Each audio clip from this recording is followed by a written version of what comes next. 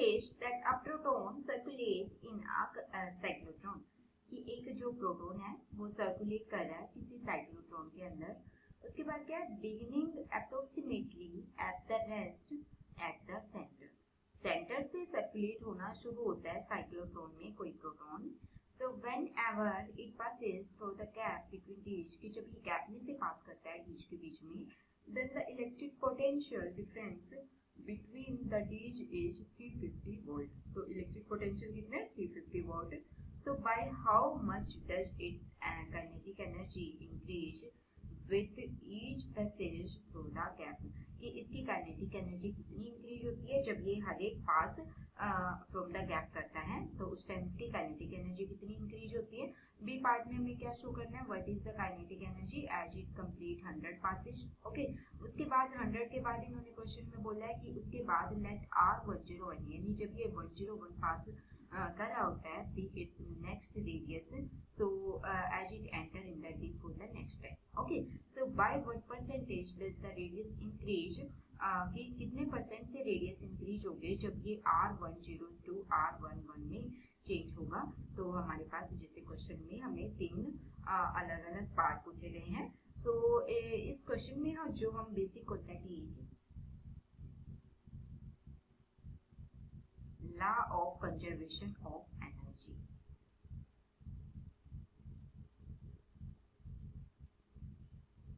Law of conservation of energy. Okay, और उसके बाद जैसे हमारे पास हम law of conservation of energy use करते हैं, तो इसमें क्या होता है law of conservation of energy में कि जो टोटल काइनेटिक एनर्जी होती है वो पोटेंशियल में चेंज होती है, पोटेंशियल एनर्जी काइनेटिक में चेंज होती है, बट जो टोटल एनर्जी होती है किसी भी पार्टिकुलर डिवाइस की वो हमेशा कांस्टेंट रहती है. That can never be change, that is always conserve, always constant. Okay, so that means अगर किसी साइक्लोट्रॉन में किसी प्रोटॉन की इनिशियल एनर्जी 350 है, यानी कि जब वो हमारे पास इनिशियल एनर्जी यानी उसके अंदर पोटेंशियल एनर्जी इनिशियली 350 वोल्ट है, उसके बाद वो काइनेटिक एनर्जी गेन करता है, तो मैक्सिमम सेम वैल्यू वो पोटेंशियल है. तो ए पार्ट में हमारे पास क्या पूछा गया है कि कितनी काइनेटिक एनर्जी इंक्रीज होगी after passing with each passage through the gap. Okay, so इसमें क्या है हमारे पास बाय यूजिंग की concept that is law of conservation of law of conservation of energy.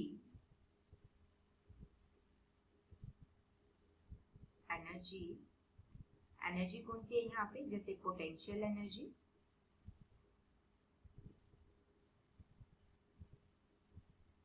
Is converted into kinetic energy. Okay, जो potential energy हमारे पास यानी इनिशियल पोजीशन में रेस्ट पे था, तो रेस्ट पे जो पार्टिकल के अंदर टोटल एनर्जी होगी वो किस फॉर्म में होगी, पोटेंशियल एनर्जी की फॉर्म में. धीरे धीरे वो कन्वर्ट होगी काइनेटिक एनर्जी में, तो फाइनली किस में कन्वर्ट हो रही है, काइनेटिक एनर्जी में. इनिशियली पोटेंशियल एनर्जी में पोटेंशियल डिफरेंस कितना है, 350 वोल्ट. सो यानी कि हमारे पास जो एनर्जी होगी potential energy that is equal to 350 electron volt. Okay, और जो हमारे पास जैसे जो एनर्जी काइनेटिक एनर्जी आएगी, maximum kinetic energy that will equal to potential energy, क्योंकि ये हमारे हमेशा कंजर्व होगी, चेंज होगी पोटेंशियल एनर्जी से काइनेटिक में, और जो इसकी मैक्सिमम वैल्यू आएगी वो क्या होगी, 350 माइक्रो इलेक्ट्रॉन वोल्ट.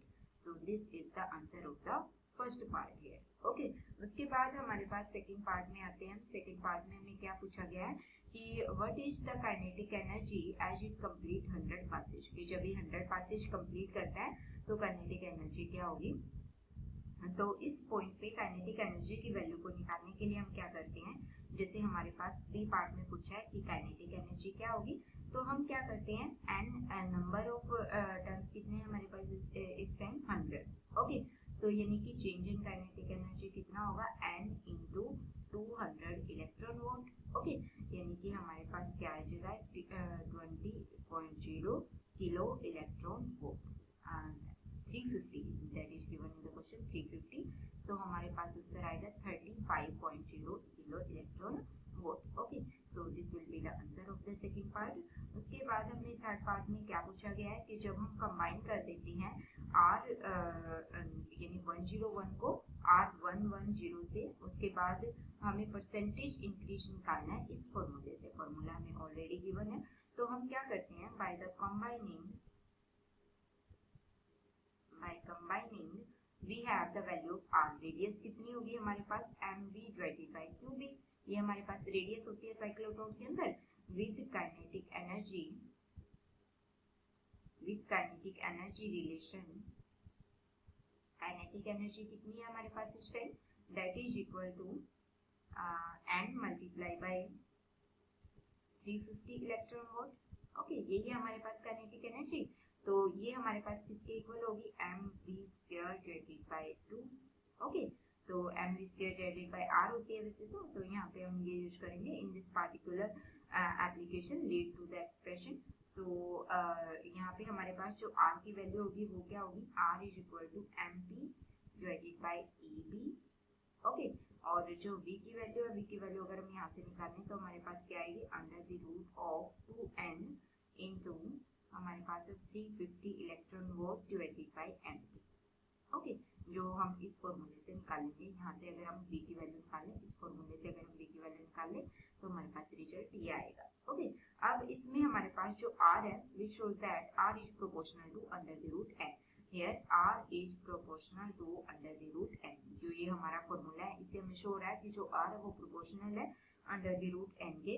तो दैट मीन्स अगर हम तो हमें क्या निकालना है, परसेंटेज इंक्रीज निकालना है। सो अगर हम n की value, n is equal to 100 to 101 as, तो हमारे पास अगर हमें इतना परसेंटेज इंक्रीज निकालना है तो हम कैसे निकालेंगे, under the root of 101 divided by 100 minus 1।